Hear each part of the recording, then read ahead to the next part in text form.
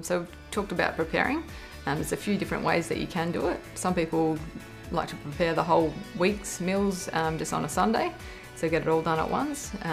Or you can go the other option of preparing the night before or getting up early and doing it first thing in the morning. Not everyone's as lucky as what I am. I get to cook my meals right before I eat them, so I've got the time to do that.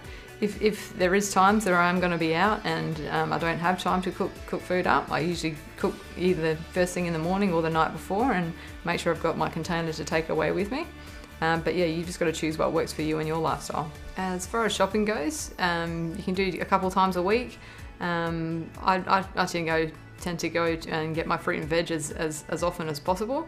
I like to keep it pretty fresh. And if you're buying fruit and veg and trying to use it a couple of weeks later, it's certainly not going to be as healthy and full of nutrients as what it is if you bought it the day before.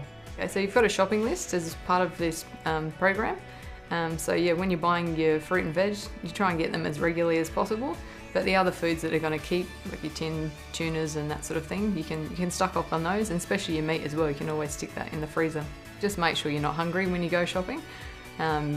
Everything looks inviting and delicious when you're going up and down the aisles, so yeah, always have something to eat before you go.